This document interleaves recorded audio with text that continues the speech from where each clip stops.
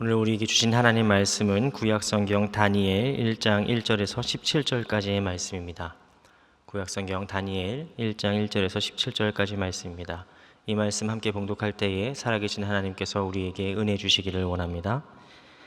유다 왕 여호야김이 다스린 지 3년이 되는 해에 바벨론 왕 느부갓네살이 예루살렘에 이르러 성을 에워쌌더니 주께서 유다 왕 여호야김과 하나님의 전 그릇 얼마를 그의 손에 넘기심에 그가 그것을 가지고 신할 땅 자기의 신들의 신전에 가져다가 그 신들의 보물창고에 두었더라. 왕이 환관장 아스브나스에게 말하여 이스라엘 자손 중에서 왕족과 귀족 몇 사람 곧 흠이 없고 용모가 아름다우며 모든 지혜를 통찰하며 지식에 통달하며 학문에 익숙하여 왕궁에 설만한 소년을 데려오게 하였고 그들에게 갈대아 사람의 학문과 언어를 가르치게 하였고 또 왕이 지정하여 그들에게 왕의 음식과 그가 마시는 포도주에서 날마다 쓸 것을 주어 3년을 기르게 하였으니 그 후에 그들은 왕 앞에 서게 될 것이더라. 그들 가운데는 유다 자손 곧 다니엘과 하나냐와 미사엘과 아사랴가 있었더니 환관장이 그들의 이름을 고쳐 다니엘은 벨드사살이라 하고 하나냐는 사드락이라 하고 미사엘은 메삭이라 하고 아사랴는 아벳느고라 하였더라. 다니엘은 뜻을 정하여 왕의 음식과 그가 마시는 포도주로 자기를 더럽히지 아니하니라 하고 자기를 더럽히지 아니하도록 환관장에게 구하니 하나님이 다니엘로 하여금 환관장에게 은혜와 긍휼을 얻게 하신지라. 환관장이 다니엘에게 이르되 내가 내 주 왕을 두려워하노라. 그가 너희 먹을 것과 너희 마실 것을 지정하였거늘 너희의 얼굴이 초췌하여 같은 또래의 소년들만 못한 것을 그가 보게 할 것이 무엇이냐. 그렇게 되면 너희 때문에 내 머리가 왕 앞에서 위태롭게 되리라 하니라. 환관장이 다니엘과 하나냐와 미사엘과 아사랴를 감독하게 한 자에게 다니엘이 말하되 청하오니 당신의 종들을 열흘 동안 시험하여 채식을 주어 먹게 하고 물을 주어 마시게 한 후에 당신 앞에서 우리의 얼굴과 왕의 음식을 먹는 소년들의 얼굴을 비교하여 보아서 당신이 보는 대로 종들에게 행하소서 하매 그가 그들의 말을 따라 열흘 동안 시험하더니 열흘 후에 그들의 얼굴이 더욱 아름답고 살이 더욱 윤택하여 왕의 음식을 먹는 다른 소년들보다 더 좋아 보인지라. 그리하여 감독하는 자가 그들에게 지정된 음식과 마실 포도주를 제하고 채식을 주니라. 하나님이 이 네 소년에게 학문을 주시고 모든 서적을 깨닫게 하시고 지혜를 주셨으니 다니엘은 또 모든 환상과 꿈을 깨달아 알더라. 아멘. 네, 여러분들은 다니엘을 잘 아실 것입니다. 여러분들은 다니엘서를 읽을 때마다 아니면 들을 때마다 어떤 장면이 가장 놀라우십니까? 사자굴이라도 뛰어드는 그의 신앙입니까? 아니면 그리 아니하실지라도 믿음을 저버리지 않았던 새 친구들의 담대한 믿음입니까? 아니면 노예에서 총리로까지 올라간 다니엘의 놀라운 성공담입니까? 오늘 말씀은 다니엘의 가장 위대한 점 중에 하나를 보여주는데 그것은 바로 그가 철저하게 현실을 사는 믿음의 사람이었다는 것입니다. 다니엘은 꿈속을 사는 자가 아니라 철저하게 이 땅 위에 발을 딛고 사는 현실에 사는 믿음의 사람이었습니다. 다니엘서는 비극적인 현실의 이야기로 시작합니다. 그것은 주전 605년 이집트의 군대를 대파하고 돌아가던 바벨론의 왕이었던 느부갓네살 왕이 예루살렘을 포위하면서 시작됩니다. 나라가 풍전등화의 위기에 빠진 것입니다. 물론 그렇다고 해서 나라가 완전히 망한 것은 아니었습니다. 하지만 이 사건은 유대인과 또 이스라엘 사람들에게 아주 분명한 메시지를 준 것이죠. 그것은 뭐냐면 한때는 우리가 출애굽의 백성이요 하나님이 선택하셨던 선민이다 라고 자부했던 그 이스라엘 백성들에게 우리가 아무것도 아니구나 라고 하는 현실을 자각하게 한 것입니다. 2절 말씀 보시면은 이 모든 일이 바로 주님께서 행하셨다라고 기록하고 있습니다. 다른 누구가 아닌 바로 우리 하나님께서 이스라엘 백성들 남유다를 바벨론 이방인 손에 넘겨주신 겁니다. 하나님과 이스라엘이 어떤 관계입니까? 나는 너희의 하나님이 되고 너희는 나의 백성이다 라고 친히 말씀하신 그 하나님입니다. 근데 그 하나님께서 다른 누구도 아니고 그것도 이방신 마르둑에게 자신의 성전의 모든 기물을 가져가도록 내버려 두셨다는 겁니다. 2절 말씀에서 느부갓네살이 하나님의 성전의 그릇들을 가지고 신할 땅 자기들의 신들의 보물창고에 두었다라는 구절이 있습니다. 이것이 무엇을 뜻합니까? 고대 세계에서 전쟁은 단순히 어떤 나라가 다른 나라보다 더 강하다라는 것을 보여주는 전쟁이 아니라 신들의 전쟁입니다. 그러니까 이 나라 두 나라가 싸워서 이 나라가 이기면 이 나라의 신이 더 강한 거예요. 지금 고대 세계에서 다른 나라들이 봤을 때는 어떻게 보이는 겁니까? 아, 바벨론의 신인 마르둑이 이스라엘의 신인 야훼보다 강하구나. 이렇게밖에 볼 수 없는 겁니다. 한마디로 우리 하나님이 전내가 되는 것이죠. 천지를 창조하신 그 하나님이 고작 바벨론의 마르둑에게 전내라는 인식이 생겨나는 겁니다. 4절 말씀 보시면 다니엘과 그의 세 친구들은 창시 계명을 당해야 했고 갈대아 사람의 학문과 언어를 배워야 했고 이제부터는 바벨론 왕을 위해서 충성을 다 바쳐야 되는 그런 기구한 운명에 놓이게 된 것입니다. 이들은 민족의 반역자요 매국노로 전락하게 된 것입니다. 죽고 싶어도 죽지 못하는 모진 생을 살게 되는 것이죠. 다니엘이 처한 상황이 바로 이것입니다. 우리가 다니엘서를 읽을 때 보통 어린아이들이 여름 성경학교 때 주로 많이 암송을 하고 말씀하기 때문에 다니엘이 되게 꽃밭에서 믿은 줄 알아요. 하지만 다니엘이 겪어야 했던 현실이 무엇입니까? 나라가 망하기 직전이고 하나님이 진 것 같은, 하나님이 침묵하는 것 같은, 그리고 내가 죽여도 천찬을 원수들을 위해서 일해야 되는 그런 상황에 놓여 있는 것입니다. 철저한 절망이죠. 여호와 하나님은 졌고 성전은 빼앗겼고 나라는 무너졌고 개인의 삶은 왕족이나 귀족이 아니라 이제 노예로 전락하게 되는 것입니다. 만일 우리가 이런 상황에 지금 놓여 있다면 우리는 어떻게 해야 할까요? 보통의 사람들은 이러한 상황에서 크게 두 가지로 반응합니다. 첫 번째는 이 모진생을 그냥 죽은 듯이 사는 겁니다. 그냥 사니까 살아있는 것이죠. 이런 심정을 노래한 시가 성경에 있습니다. 바로 시편 137편입니다.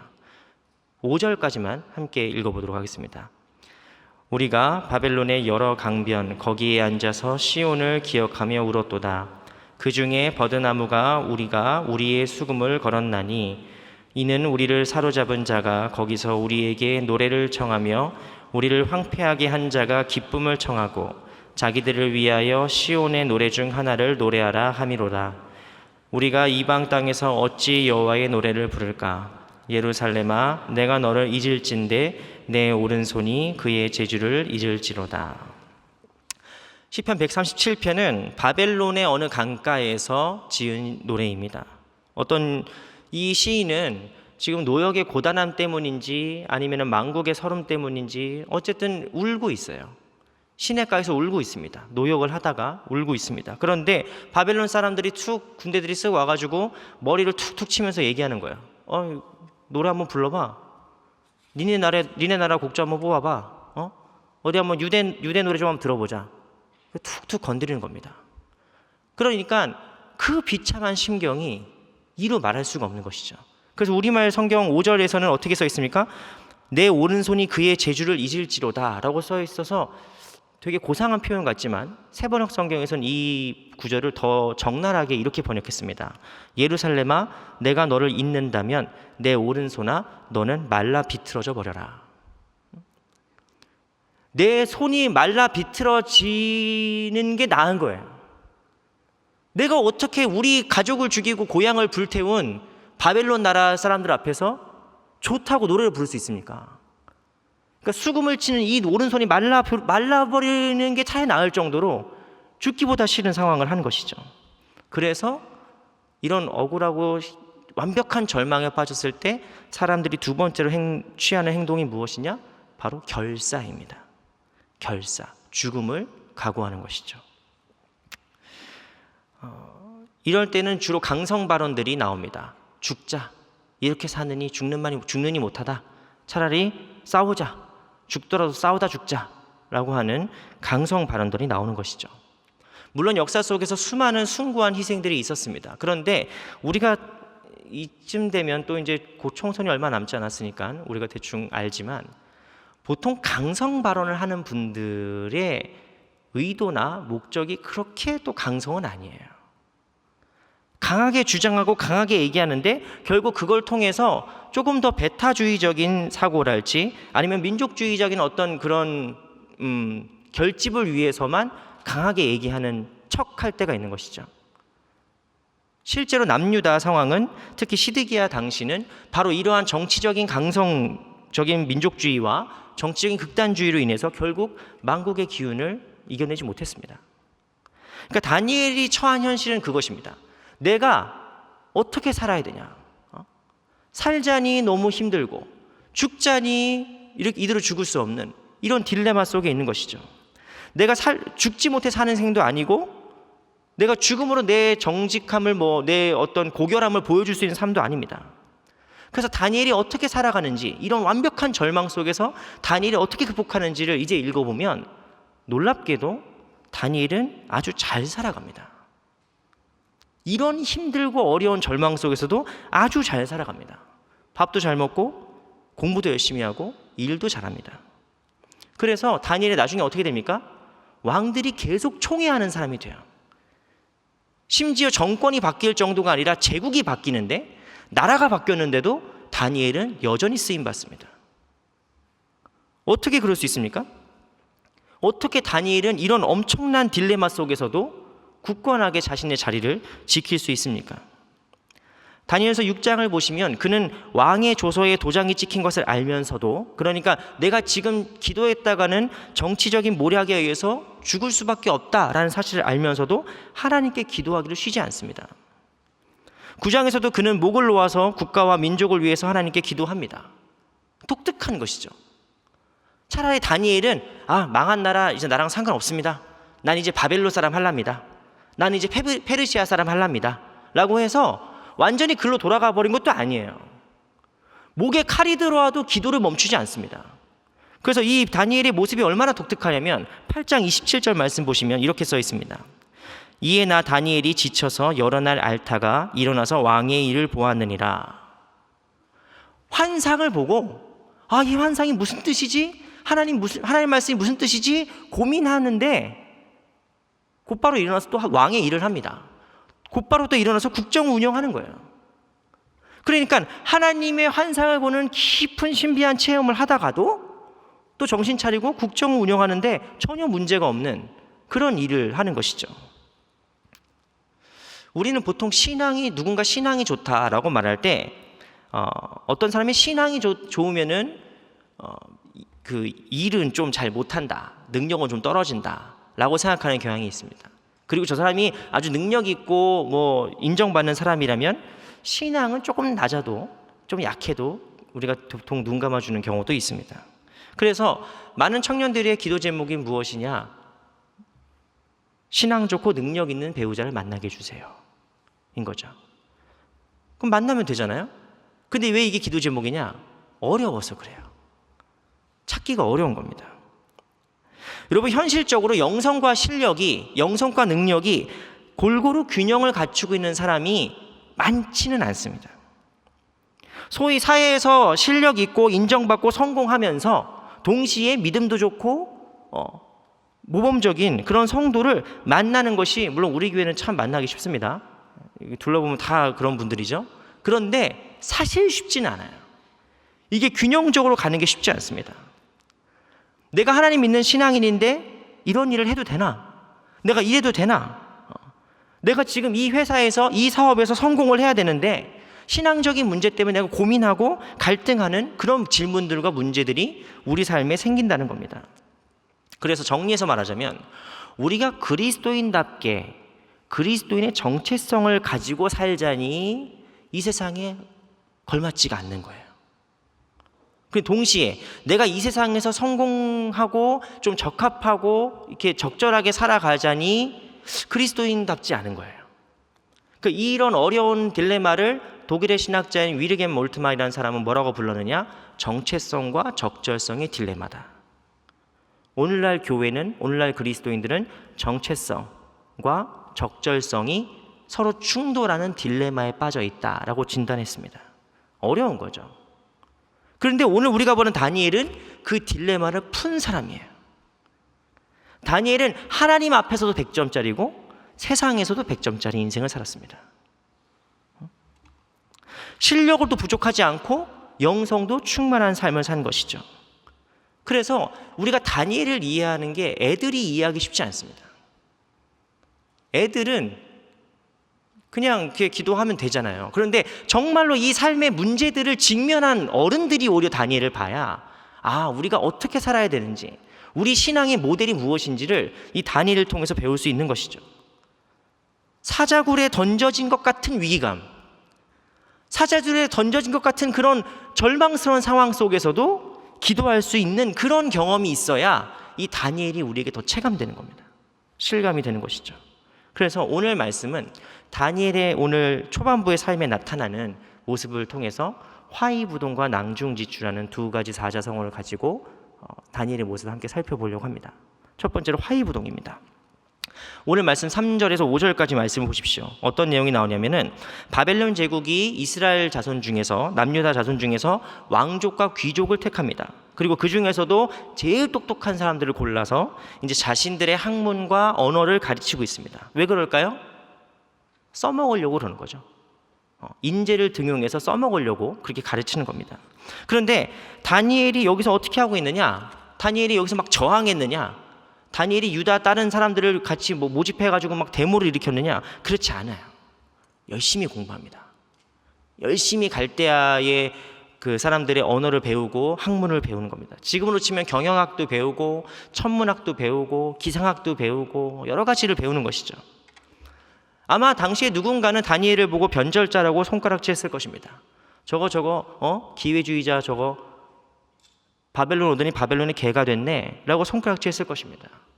그런데 다니엘은 훗날 왕에게 인정받을 정도로 열심히 공부합니다. 왜냐하면 다니엘은 지금 내가 속한 현실을 너무 잘 알고 있는 겁니다.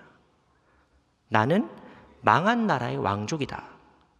우리나라가 예언자들의 예언, 예레미야나 에스겔이나 예전에 이사야나 다른 예언자들의 예언을 기억해 봤을 때 하나님께 지금 징계를 받고 있는 것이다. 그래서 당장 이 나라가 나아지지 않을 것 같다. 나는 이 외국 땅에서 이역만리 이 타국에서 죽을 수도 있다. 돌아가지 못할 수도 있다. 나는 어떻게 살아야 될까? 죽음과 자결로 나의 순수성을 증명해야 될까? 아니면 항쟁으로 우리의 뜻을 드러내야 될까? 아니라는 것이죠. 살아야 한다는 겁니다. 내가 살아서 주님의 도를 끊어지지 않게 하겠다. 이것이 청년 다니엘이 품은 마음입니다. 그럼 어떻게 알 수 있냐면 다니엘이 3절에서 5절까지 이를 악물고 열심히 공부를 하는 거예요. 이 공부를 열심히 하면 할수록 어떻게 됩니까? 우리나라를 망하게 한 바벨론이 더 잘 살게 돼요.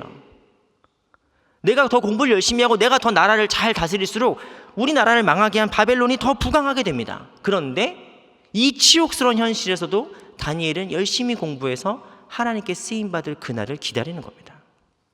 그래서 그 결과가 무엇이냐? 1장 15절의 말씀이죠. 1장 15절 말씀 보시면 그들의 얼굴이 더욱 아름다워졌다라고 얘기합니다. 얼굴이 아름다워지는 거예요. 공부를 열심히 하는데 왜 얼굴이 아름다워집니까? 이거 뭔 뜻이냐면 여러분 얼굴이라는 말은 우리말도 그렇습니다. 얼굴이란 말은 얼의 고을이라는 뜻이에요. 그러니까 얼의 고을, 사람의 정신이 담겨져 있는 마을이죠. 그래서 옛말에 사람이 나이가 40이 되면 그 얼굴을 책임을 져야 된다고 얘기하지 않습니까? 제가 교회에서 안내를 서고 있는데 어떤 분이 저를 보고 이렇게 얼굴 평가를 몇 번 하신 분이 계세요. 어떤 분이 저를 보더니 싸가지 없게 생겼다 나한테 그러더라고요. 그래가지고 이분 영안이 있으신 분이구나. 어떻게 이렇게 잘 알지? 이렇게 생각했었습니다. 다니엘이 얼굴이 빛났다는 건 뭔 뜻일까요? 다니엘이 잘생겼다가 아니라 다니엘의 정신이 그 누구보다 빛나는 거예요. 다니엘의 정신이 그 누구보다 뛰어나다는 겁니다. 그래서 17절 말씀 보시면 다니엘이 모든 서적을 깨닫고 지혜를 얻었다라는 것이죠. 그것은 다니엘이 열심히 공부했다는 뜻이고 성공적으로 이 바벨론에서 정착했다는 뜻입니다. 이러한 다니엘의 모습을 보면서 당시의 근본주의자들이나 베타주의자들은 이렇게 말할 것입니다. 아니 어떻게 하나님의 백성이 이방인의 밑에서 인정을 받는단 말이야. 어떻게 그리스도인이 불교인 사장 밑에서 일을 할 수 있어? 그건 변절한 거고 신앙을 저버린 거야 라고 평가하는 거예요. 그 사람들은 복음이 세상과 분리되어야 된다고 믿습니다. 세상은 타락한 곳이고 더러운 것이고 우리는 교회 안에서, 우리는 믿음 안에서 우리끼리 우리의 순수성을 지켜야 된다고 강조해요. 그것이 몇천 년 전 다니엘 시대도 그렇고 지금도 그렇습니다. 그래서 신학자인 리처드 니버라는 사람이 있습니다. 리처드 니버는 이러한 신앙의 모습을 가리켜서 Christ against culture라고 불렀습니다. Christ against culture. 문화와 대항하는 그리스도 모델이에요. 세상은 다 썩었어요. 세상은 다 잘못된 거예요. 그래서 기독교인들은 그런 세상에 발들이면 안 된다는 거죠. 그래서 이런 사람들의 얘기도 물론 맞습니다. 일면 타당한 부분도 있습니다. 하지만 이것은 하나님이 지으신 이 세상을 너무 편협하게 이해하는 것이죠. 그리고 이런 강성 발언들은 대체로 조금 선동적인 의도가 많이 있다라고 우리가 얘기할 수 있습니다. 오늘 다니엘이 사는 것은 무엇이냐? 이 이방 땅의 현실에서 세상 속에 있는데 이 세상 속에서 열심히 공부하고 열심히 성공하고 다 잘하고 있는데 다른 모습을 보여주는 거예요. 그걸 우리가 사자성어로 뭐라고 부릅니까? 화이부동이라 합니다. 같은 곳에 있는데 조화는 되지만 같은 사람이 아니다는 것이죠. 화이부동의 자세는 무엇이냐? 우리가 저 천국에 살아가는 것이 아닙니다. 우리 그리스도인들이 이 땅에 발을 딛고 살아가는데 이 세상과 같지 않은 모습으로 사는 거예요. 그것이 화이부동입니다. 불교에서는 연꽃을 아주 신성하게 여겨요. 연꽃을 아주 귀하게 여깁니다. 왜 그럴까요? 연꽃이 흙탕물에서 피는데 흙탕물이 묻지 않는 거예요. 그래서 이걸 뭐라고 말하냐면은 이제여모하고 불여악구하다라고 얘기합니다. 이게 무슨 말이냐? 더러운 곳에 처해 있지만 세상에 오염되지 않는 뜻이고 악한 환경 속에서도 결코 악에 물들지 않는다라는 뜻을 갖습니다. 그러니까 진흙탕 속에 있어도 진흙과 섞이지 않는 삶, 억울하고 악한 환경 속에 있어도 부정적인 감정에 휩싸이지 않는 삶, 이것이 바로 다니엘의 모습이에요. 비극적인 현실에 체념하고 신앙과 본질을 저버리는 수용자이자도 아니고 그렇다고 해서 신앙의 본질만 부르짖다가 현실과 괴리되는 근본주의자도 아닙니다. 다니엘은 화이부동의 사람입니다. 그게 무슨 뜻이냐면은 오늘 본문 말씀 8절을 보시면은 다니엘이 뜻을 정했다라고 나오죠. 뜻을 정했다. 당시 소년이었던 다니엘이 세운 뜻이 무엇일까요? 그것은 바로 왕의 음식과 포도주로 자신을 더럽히지 않겠다는 뜻입니다. 여기서 왕의 음식을 먹지 않겠다는 것은 단순히 요즘처럼 육식을 하지 않겠습니다, 간헐적 단식을 하겠습니다 랄지 아니면 술, 담배는 하지 않겠습니다 같은 작심삼일식의 다짐이 아닙니다. 여기에서 다니엘이 왕의 음식을 먹지 않겠다고 한 이유는 무엇이냐면 먼저 이 음식이 그냥 나오는 음식이 아니고 우상에게 바쳐진 제사 후에 같이 나눠 먹는 음식이기 때문입니다. 두 번째로 이 음식을 준비하는 과정에서 율법에서는 금지하는 방식으로 동물을 죽였기 때문입니다. 그 방식도 문제가 되는 거죠. 마지막 세 번째로 나는 이 비참한 식민지의 상황인데 내가 지금 뭐가 좋다고 술 먹고 축제를 벌인다는 거예요. 그러니까 이 시국에 내가 술 먹고 이렇게 축제하는 것에 끼지 않겠다는 뜻입니다. 결론적으로 무엇입니까? 다니엘은 지금 절개를 보여주고 있는 겁니다. 내가 지금 비록 바벨론에게 붙들려 와서 노예의 신분으로 이렇게 살아가지만 내가 당신의 개는 아니다. 내가 당신을 위해서 충성하고 열심히 일하고 봉사하겠지만 그것이 당신이 나의 주인이라는 뜻은 아니다 라는 걸 보여주는 겁니다. 그러니까 바벨론의 개가 되기를 강요한 이 세상에서 다니엘은 호랑이인 거예요. 호랑이 새끼가 된 거예요. 이게 다니엘이 소년 시절 때부터 세웠던 뜻입니다. 우리가 가져야 되는 뜻은 무엇입니까? 특별히 우리 자녀들에게 우리가 기도해야 되는 제목이 무엇입니까?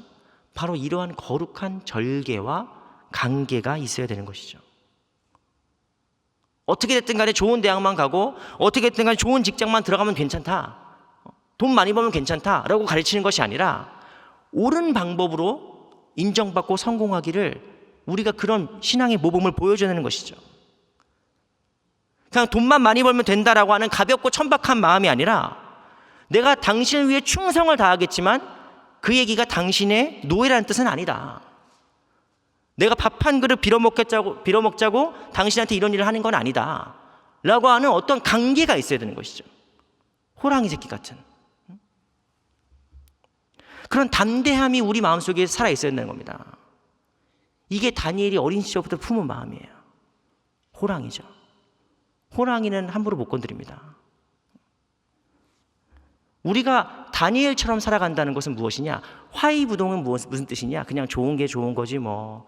남들 하는 것처럼 다 똑같이 따라가는, 똑같아지는 것이 아니라 그런 곳에 있는데 나는 다른 사람인 거예요.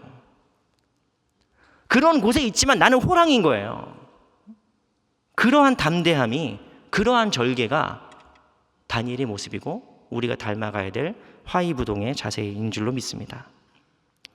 또한 다니엘은 모범적인 신앙인을 넘어서 시대에 쓰임받는 하나님의 종이었습니다. 얼마나 유능했는지 앞서 말씀드린 것 같이 바벨론이 패망했어요. 바벨론이 얼마 못 가서 패망했습니다. 그리고 페르시아라는 제국이 온 것이죠. 여러분, 정권만 바뀌어도 요직 장관이나 요직들이 많이 갈리지 않습니까? 그런데 진짜 실력 있고 진짜 인정받는 사람들은 정권이 바뀌어도 계속 있죠. 정권이 바뀌어도 계속 쓰임 받습니다. 그런데 다니엘은 정권이 바뀐 정도가 아니라 제국이 바뀌었어요. 제국이 바뀌었는데도 다니엘은 쓰임 받습니다. 신임 받는 총리가 됩니다. 어떻게 그럴 수 있을까요? 어떻게 이렇게 엄청난 일을 할 수 있었을까요? 그것은 바로 오늘 본문 말씀 12절과 13절에서 우리가 맛보기로 엿볼 수 있습니다. 화이부동의 신앙의 모습을 지키기 위해서 바벨론 왕의 음식을 거부한 다니엘은 환관장에게 대놓고 이런 제안을 합니다. 부디 이 종들을 열흘 동안만 시험하여 보시기 바랍니다 라고 하면서 음식은 먹지 않겠다. 하지만 내가 성과로 보여주겠다는 거예요. 그러니까 착한 그리스도인하고서 그냥 가만히 수동적으로 사는 것이 아니라 오히려 대안을 제시하는 거죠. 제안을 하는 겁니다. 내가 왕의 음식을 먹지 않고도 네 우상 숭배에 바쳐지는 음식과 술을 먹지 않고도 내가 더 뛰어난 모습을 보여주겠다. 그래서 얼마를 주세요? 열흘만 주세요. 어차피 이 소년들이 느부갓네살 왕 앞에 서는 것은 3년 뒤입니다. 3년 뒤. 여러분, 언어를 마스터하려면 몇 년이 필요할까요? 이 정도 시간이 필요한 거죠, 적어도. 이스라엘에서 히브리 말만 하던 사람이 이제 바벨론 말을 하고 바벨론 땅에서 이제 왕 앞에 서려면은 적어도 3년이 필요하지 않습니까? 그런데 다니엘이 얘기한 게 뭡니까? 열흘만 줘보세요. 보여드리겠다고. 그러니까 환관장 입장에서도 뭐 그렇게 나쁘지 않은 거래인 거죠. 그래서 좋다고 합니다.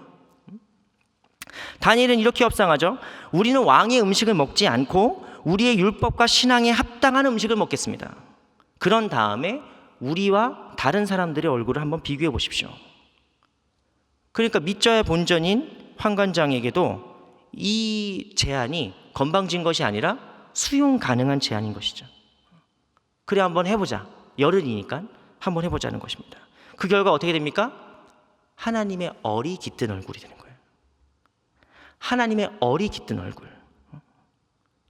우리가 교회에서도 여러분 성령 충만한 장로님, 집사님, 권사님을 보면은 그냥 얼굴만 봐도 좋잖아요. 하나님의 영이 깃들어 있는 거예요. 얼굴이 변해요. 그런데 이렇게 막 이렇게 인상 쓰고 있으면은 보기가 싫어요. 하나님의 영이 얼굴에 깃들면 그 얼굴이 그 누구보다 밝습니다. 다른 어떤 화장품이나 어떤 뭐 미백 효과나 그런 게 아니라 하나님의 영으로 충만한 거예요. 다니엘 어떻다고요? 하나님의 얼이 깃든 소년이 된 거예요. 그러니까 19절 말씀이 어떻게 됩니까? 가장 뛰어난 자들이 되죠. 그 당시에 잡혀왔던 모든 똑똑한 왕족들, 귀족들 중에서도 가장 뛰어난 자들이 돼서 느부갓네살 왕의 측근에 서게 됩니다. 가장 중요한 요직들의 등용에 되게 되는 것이죠. 한낱 노예였는데 이제는 왕의 신복이 되는 겁니다. 다니엘의 뛰어난 점은 무엇이냐? 바로 그가 현실을 바꿨다는 겁니다. 현실을 바꾸기 위해서 무슨 뭐 데모를 일으키거나 뭐 엄청난 일을 한 것이 아니라 조금씩 바꿔가는 거예요. 열흘만 줘보세요. 보여드릴게요. 1년만 줘보세요. 그렇게 3년이 지나니까 가장 뛰어난 사람이 되는 거예요. 다니엘은 어떤 사람입니까? 적용 가능한 선에서, 이해 가능한 선에서 대안을 제시했다는 겁니다. 뛰어난 거죠. 이걸 뭐라고 부르느냐? 낭중지추라고 합니다. 낭중지추라는 말은 주머니 안에 있는 송곳이라는 뜻입니다. 그러니까 뛰어나서 감출 수가 없다는 거예요. 가려도 송곳은 뾰족 튀어나와 있지 않습니까? 그러니까 감출 수가 없다는 것이에요. 이건 단순히 튄다는 뜻이 아닙니다. 좀 튄다, 눈에 띈다, 개성이 있다는 것이 아니라, 단순히 유능하다 이런 것이 아니라 그냥 그 능력 자체가 오롯이 드러나게 되는 것이죠. 나 잘났다고 보여줘서 보여주는 게 아니라 그냥 보여지는 거예요.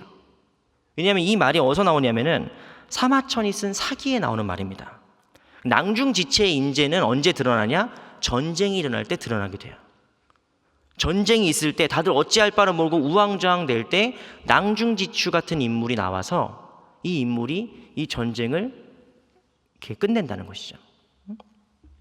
다니엘은 어떤 사람입니까? 내가 낭중지축 같은 사람이 돼야지, 내가 유능한 사람이 돼야지, 내가 성공해야지 라고 마음먹어서 된 것이 아니라 조금씩 하나씩 나를 둘러싸고 있는 현실을 바꿔가다 보니까 낭중지추 같은 인물이 드러난 것입니다. 됨됨이가. 그래서 이러한 다니엘의 모습은 오늘 본문에만 국한되지 않습니다. 다니엘서 전체가 그래요. 다니엘과 세 친구들은 불 속에서도 이것이 간신들의 간교와 정치적인 모략인 걸 알면서도 불 속에서도, 사자굴 속에서도 대안을 제시합니다. 계속해서 삶의 자세를 바꾸어가고 계속해서 그렇게 세상을 변혁시켜 나가는 것이죠. 아까 근본주의자들 말씀드렸죠. 그 반대편에 누가 있냐? 세속주의자들이 있습니다. 세속주의자들은 다니엘의 모습을 이해하지 못합니다. 그거 참 까다롭게 구네. 네가 뭔데 세상을 바꿔? 네가 뭔데 기존에 있던 걸 바꿔? 다 알아서 잘 살아가고 있는데 그냥 시키는 대로 하지. 어디 주제도 모르고 왕의 명령에 도전을 하냐? 네가 뭔데 하룻가간처럼 세상을 바꾸겠다고 하냐? 신앙은 그냥 집에 가서 혼자 믿어. 밖에 나와서는 그냥 밖에 우리처럼 똑같이 살아 라고 얘기하는 겁니다. 하지만 다니엘은 분명히 다른 길을 가는 거예요. 세상 사람들 다 일로 가도 다니엘은 다른 길을 갑니다. 화이부동이죠. 그런데 이 길을 점점 넓혀가는 거예요. 나 혼자만 옳은 길을 가는 게 아니라 다른 사람도 옳은 길을 갈 수 있게 만들어가는 겁니다. 그래서 낭중지추입니다. 이 세상이 이해 가능한 대안을 제시할 줄 압니다. 그저 그냥 목소리만 높여서 무대뽀로 신앙만을 소리치는 사람이 아닙니다. 다니엘은 세상이 적용 가능할 만한 대안을 제시하고 또한 감동까지 줄 수 있는 그런 사람입니다. 이것은 단순히 다니엘이 머리가 좋고 똑똑해서 한 대안이 아니라 목숨을 걸고 하는 거예요. 왕의 음식을 먹지 않겠다라고 얘기하는 것은 목숨을 거는 것입니다. 그런데 그렇게 자신의 목숨을 걸어서 자기를 둘러싸고 있는 딱딱한 알 같은 현실을 깨고 나가는 것이죠. 그럼 뭐가 되죠? 새가 되어 날아갑니다. 바벨론은 다니엘을 우리 속에 가두었지만 다니엘은 점점 우리를 넓혀가서 새가 돼서 자유롭게 날아가요. 그래서 나중에 어디까지 세상을 변화시키느냐? 바로 유다를 멸망시켰던 바벨론의 왕 느부갓네살 입에서 이런 찬양이 터져 나오게 합니다. 하나님의 권세는 영원한 권세요, 그 나라는 대대에 이르리로다. 이거 누가 한 찬양입니까? 다니엘이 한 게 아니라 느부갓네살이 하는 거예요. 이방인의 왕인 느부갓네살 입에서 하나님을 찬양하는 소리로 바뀌게 만드는 겁니다. 이런 모든 과정을 아까 얘기했던 신학자 리처드 니버는 뭐라고 표현했느냐? Christ Transforming Culture라고 얘기했습니다. Christ Transforming Culture. 문화를 변혁하는 그리스도. 이 세상은 단순히 썩어 빠졌고 타락했고 더러운 곳이라서 눈도 쳐다보면 안 되고 그곳에 빠지면 안 된다 하는 Christ Against Culture가 아니라 이 세상을 변화시키는 거예요. 이 세상을 정화시키는 거예요. 그것이 트랜스포밍 하는 거죠. 그리스도인들이 이 세상을 트랜스포밍 하는 것입니다. 어떻게 이렇게 할 수 있느냐? 너는 어떻게 똑같은 현실을 사는데 더 넓은 세계를 바라볼 수 있느냐? 라고 누가 묻는다면 다니엘이 이렇게 말할 것입니다. 나는 현실을 살지만 내 눈은 초현실을 바라본다. 나는 현실을 살아가고 있지만 내 몸은 비록 여기 있지만 내 눈은 어디를 보고 있다? 하나님의 나라를 보고 있는 거예요. 그러니까 더 넓은 시각으로, 더 넓은 시선으로 이 세상을 바꾸어 나갈 수 있는 것입니다. 우리는 그동안 이 다니엘서를 그저 어린아이들이나 보는 이야기 정도로 여겼습니다. 하지만 그렇지 않습니다. 다니엘서는 특별히 3040, 특별히 이 시대에 지금 매일 직장과 사업과 여러 부분에서 늘 도전에 직면하는 사람들이 꼭 반드시 마음에 새겨야 될 내비게이션 같은 존재예요. 다니엘은 어떻게 했느냐? 그럼 다니엘은 어떻게 해서 이렇게 화이부동과 낭중지추의 삶으로 살 수 있었을까요? 다니엘의 비밀이 어디 나오느냐? 6장 10절에 나옵니다. 6장 10절 말씀 다 함께 봉독하도록 하겠습니다. 다니엘이 이 조서에 왕의 도장이 찍힌 것을 알고도 자기 집에 돌아가서는 윗방에 올라가 예루살렘으로 향한 창문을 열고 전에 하던 대로 하루 3번씩 무릎을 꿇고 기도하며 그의 하나님께 감사하였더라. 이 배경은 다 아시죠? 다니엘은 지금 왕의 조서에 도장이 찍힌 것을 알았습니다. 그리고 이 도장이 찍힌 것은 무슨 뜻이냐? 지금 나를 정치적인 음모로 보내려는, 사자굴로 그냥 보내려는 이 정치적인 계략이고 간교라는 사실도 알고 있었습니다. 여러분, 아까 우리가 쭉 본 것처럼 다니엘은 현실을 사는 사람입니다. 꿈속에 사는 사람이 아니에요. 지금 어떤 상황인지 다 압니다. 그래서 가장 현실적인 판단은 뭘까요? 이 당시에 기도를 안 하는 겁니다. 평생 기도해 왔는데 그 기도 잠깐 쉰다고 하나님이 벌 내리시겠습니까? 아니면 티나게 기도를 안 하는 겁니다. 다니엘은 창문을 향하여서 예루살렘을 향해서 손을 들고 기도했단 말이죠. 그러니까 하나님, 저 아시죠? 제 마음 아시죠? 그래서 누워서 잘 때 침대에서 조용히 하면 돼요. 조용히 하면은 안 걸립니다. 그 하나님이 안 들으시겠습니까? 침대에서 하는 기도를. 그런데 다니엘은 어떻게 합니까? 목숨을 걸고 기도하는 거예요. 목숨을 걸고 일부러 기도하는 겁니다. 내가 이것 때문에 사자굴에 던져질 걸 아는데도 그렇게 기도해요. 이것이 화이부동과 낭중지추의 비결입니다. 비밀이에요. 뭐죠? 기도를 생활화하는 것이죠. 매일 기도로 시작하고 하루를 기도로 정리하고 자기 전에 기도로 마무리하는 거예요. 다니엘도 하루에 3번 기도했습니다. 이렇게 기도하는 겁니다. 이렇게 기도해야 우리가 이 땅의 현실을 살지만 초현실을 바라보며 살아갈 수 있는 겁니다. 이 시대에 다니엘과 같이 쓰임받기 원하시는 분들이라면, 또한 우리 자녀들이 모두 다 화이부동과 낭중지추의 사람들로 하나님께 쓰임받도록 기도하시는 분들이라면 꼭 기도를 생활화해야 됩니다. 급할 때만 기도하는 것이 아니라 기도로 무장돼야 되는 것이죠. 그래야 목이 칼이 들어와도 기도할 수 있어야 됩니다. 그래야 우리가 이 땅을 살면서 하나님의 나라를 꿈꿀 수 있게 됩니다. 주님께서도 말씀하셨습니다. 기도 외에는 이러한 유가 나갈 수 없느니라. 능력 있는 삶을 살고 싶다고 기도하면서 기도를 안 하는 것은 도대체 어디서 그 능력을 받겠다는 겁니까? 다니엘과 같이 매일매일 기도로 동행하시고 하나님과 동행하시고 그 능력을 힘입어 살아가는 저와 여러분 모두가 다 되시기를 주님의 이름으로 축원합니다. 기도하겠습니다. 주님, 우리 모든 소망의 성도들이, 특별히 우리의 자녀들이 이 시대에 다니엘과 같이 화이부동하며 낭중지추와 같은 일꾼들 다 되게 하여 주시옵소서. 세상이 감당할 수 없는 믿음의 사람들 다 되게 하여 주시옵소서. 주님의 자랑이 되고 이 세상에 유익을 끼치고 세상을 변화시켜 나가는 존재들이 다 되게 하여 주시옵소서. 이를 위하여 우리가 기도의 자리를 굳건히 지키며 기도를 통하여 하늘이 열리고 하나님의 능력이 우리를 인도하는 역사 경험하도록 주님 함께하여 주옵소서. 예수 그리스도의 이름으로 기도드리옵나이다. 아멘.